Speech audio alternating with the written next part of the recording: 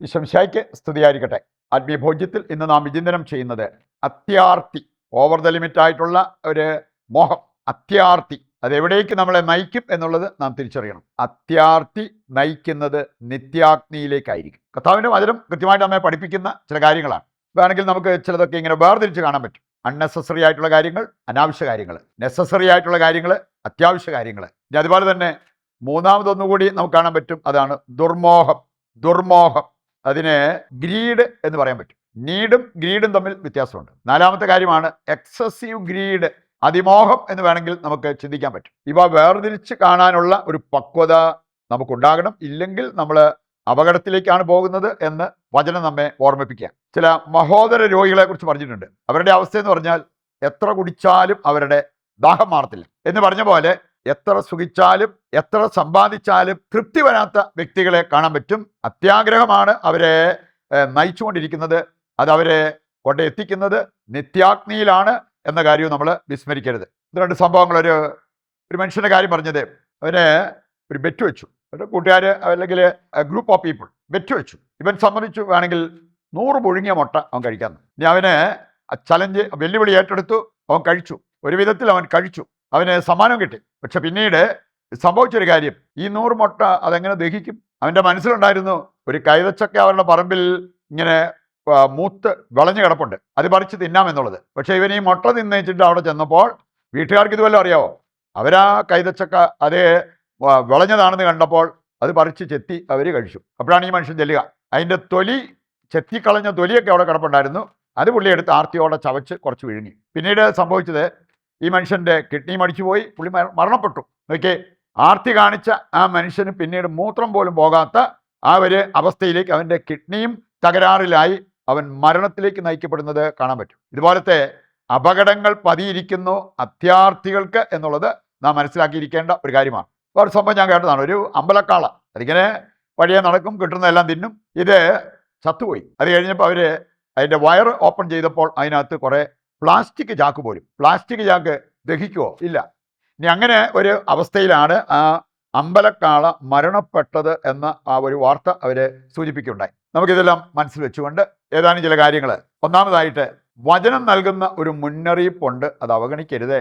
ദൈവത്തിൻ്റെ വചനം തരുന്ന മുന്നറിയിപ്പാണ്. യാക്കോബ് 1:14-15 വചനങ്ങൾ. അവിടെ പറഞ്ഞിരിക്കുന്നത്, ദുർമോഹം ഗർഭം ധരിച്ചാൽ പാപത്തെ പ്രസവിക്കും, പാപം പൂർണ്ണ വളർച്ച എത്തുമ്പോൾ മരണം സംഭവിക്കും. ദുർമോഹികൾ, അതിമോഹം, അത്യാർത്തി, ഇങ്ങനെയുള്ള കാര്യങ്ങൾ നമ്മളെ ബാധിച്ചു കഴിഞ്ഞാൽ സംഭവിക്കാവുന്നത് മരണം, ആത്മീയ മരണം, ശാരീരിക മരണം, ഇതെല്ലാം സംഭവിക്കാം എന്നുള്ളത് വചനം പഠിപ്പിക്കാം. 1 തീമോത്തി 6-ാം 6 മുതൽ 10 വരെയുള്ള വചനങ്ങൾ നമുക്ക് നൽകുന്ന വലിയ ഒരു നിർദ്ദേശമാണ്, താക്കീതാണ് എന്ന് നമുക്ക് കാണാൻ പറ്റും. അവിടെ പറഞ്ഞിട്ടുണ്ട്, ഉള്ളതുകൊണ്ട് തൃപ്തിപ്പെടുന്നവന് ദൈവഭക്തി വലിയ നേട്ടമാണ്. നാം ഈ ലോകത്തിലേക്കൊന്നും കൊണ്ടുവന്നിട്ടുമില്ല, ഇവിടുന്ന് ഒന്നും കൊണ്ടുപോകാനും പോകുന്നില്ല. വലിയൊരു സത്യാവസ്ഥയാണത്. നാം ഒന്നും കൊണ്ടുവന്നിട്ടുമില്ല, ഇവിടുന്ന് ഒന്നും കൊണ്ടുപോകാനും പോകുന്നില്ല. അതുകൊണ്ട് അത്യാവശ്യം മര്യാദയ്ക്ക് ഡീസൻ്റായിട്ട് ജീവിക്കാനുള്ളതുണ്ടെങ്കിൽ സന്തോഷമായിട്ട് ജീവിക്കുക. അതിന് പകരം ദുർമോഹം, അത്യാഗ്രഹം നിന്നെ പിടികൂടിയാൽ അത് നിന്റെ ജീവിതം താറുമാറാക്കും. യാക്കോബ് 5:4 വചനം കൂടി എടുത്താൽ അവിടെ പറഞ്ഞിട്ടുണ്ട്, ഇങ്ങനെ അത്യാർത്ഥിയോടെ ജീവിക്കുന്നവര്, പാവപ്പെട്ടവരെ ചൂഷണം ചെയ്തു പോലും സമ്പത്തുണ്ടാക്കുന്നവര് കൊലയുടെ ദിവസത്തേക്ക് വേണ്ടി ഹൃദയത്തെ കൊഴിപ്പിക്കുകയാണ് ചെയ്യുന്നത്. അത് നമ്മളെ നയിക്കുന്നത് നിത്യാഗ്നിയിലേക്കാണ് എന്ന് വചനം കൃത്യമായിട്ട് നമ്മെ ഓർമ്മിപ്പിക്കുക. രണ്ടാമതായിട്ട്, ഈ ദുർമോഹം നിയന്ത്രിക്കാതിരുന്നാൽ നമുക്കുണ്ടാകാവുന്ന ചില അവസ്ഥകൾ. ദുർമോഹം ആർക്ക് വേണേലും വരാം, ആഗ്രഹങ്ങൾ, മോഹങ്ങൾ, ഇത് ആർക്ക് വേണേലും വരാം. പക്ഷെ അതിനെ നിയന്ത്രിക്കേണ്ടതുപോലെ നമ്മൾ നിയന്ത്രിക്കണം. സുഭാഷിതങ്ങൾ 23:4, അമിത സമ്പത്തിനു വേണ്ടിയുള്ള നമ്മുടെ മോഹം നിയന്ത്രിക്കുന്നില്ലെങ്കിൽ അവസാനം നമ്മൾ കെണിയിൽപ്പെടും. നമുക്ക് രോഗങ്ങൾ വരാം. 1 തീമോത്തി 6:9-10 വചനങ്ങളും പഠിപ്പിക്കുന്നത് ആ ഒരു കാര്യമാണ്.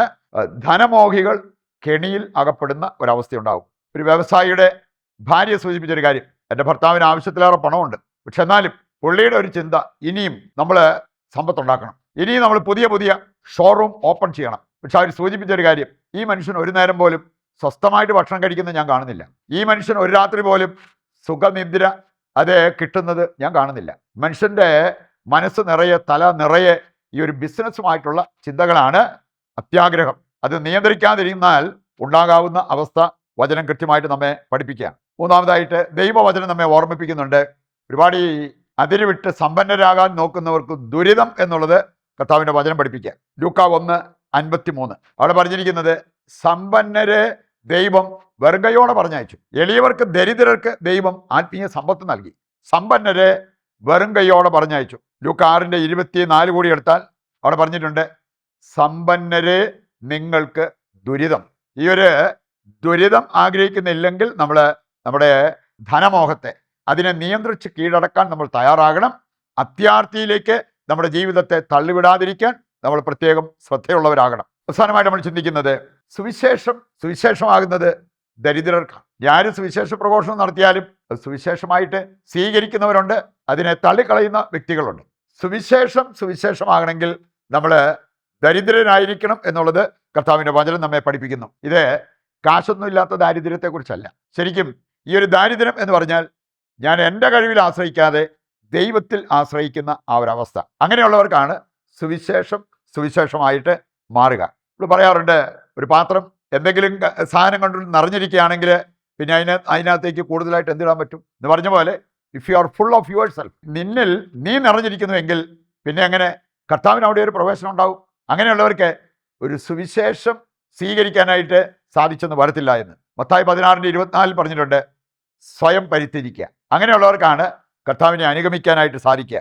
ഗലാത്യർ 2:20 ഈ ഒരു പ്രക്രിയയിലൂടെ കടന്നു പോയപ്പോൾ പൗലോസിന് അവസാനം പറയാൻ സാധിച്ചു, ഞാനില്ല, ക്രിസ്തു എന്നിൽ ജീവിക്കുന്നു. യോഹന്നാൻ 3:30 സ്നാപകയോഹന്നാൻ്റെ ഒരു മനോഭാവം അവിടെ പറഞ്ഞിട്ടുണ്ട്, അവൻ വളരണം, അതിന് ഞാൻ കുറയണം.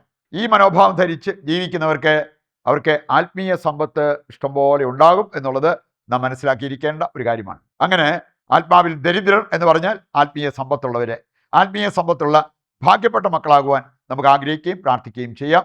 നമ്മുടെ ഇന്നിൻ്റെ എല്ലാ പ്രാർത്ഥനാ നിയോഗങ്ങളും ദൈവകരങ്ങളിൽ ഏൽപ്പിച്ചുകൊണ്ട് ശിരസ് നമിച്ച് ദിവ്യകാരുണ്യത്തിൻ്റെ ആശീർവാദവും നമുക്കിപ്പോൾ സ്വീകരിക്കാം. ദൈവത്തിൻ്റെ വചനം സ്വീകരിച്ചവരാണ് നമ്മൾ. നമ്മുടെ എല്ലാ ആവശ്യങ്ങളെയും ദിവ്യകാരുണ്യനാഥൻ്റെ മുമ്പിൽ സമർപ്പിച്ച് ഒരു നിമിഷം പ്രാർത്ഥിക്കാം. നിങ്ങളുടെയോ നിങ്ങളുടെ കുടുംബത്തിൻ്റെയോ നിങ്ങൾക്കറിയാവുന്ന മറ്റു വ്യക്തികളുടെയോ പ്രാർത്ഥനാ നിയോഗങ്ങളെ കർത്താവിൻ്റെ കരങ്ങളിൽ ഏൽപ്പിക്കുക. ദൈവം നമ്മുടെ പ്രാർത്ഥന സ്വീകരിച്ച് നമ്മുടെ ഉദ്ദിഷ്ട കാര്യങ്ങൾ നിറവേറ്റി തരുന്നു എന്നുള്ള വിശ്വാസത്തോടെ കർത്താവിനെ താഴ്ന്ന സ്വരത്തിൽ സ്തുതിച്ച് ദിവ്യകാരുണ്യത്തിൻ്റെ ആശീർവാദം നമുക്കിപ്പോൾ സ്വീകരിക്കാം. യേശുവേ നന്ദി, ഹല്ലേലൂയ. കർത്താവെ, ഞങ്ങളുടെ എല്ലാ ആവശ്യങ്ങളും അവിടുന്ന് ഏറ്റെടുക്കണമേ. ഞങ്ങളെയും ഞങ്ങളുടെ കുടുംബത്തെയും ലോകം മുഴുവനെയും അനുഗ്രഹിക്കുവാൻ അങ്ങ് തിരുവുള്ളമാകണമേ. യേശുവേ നന്ദി, യേശുവേ സ്തുതി.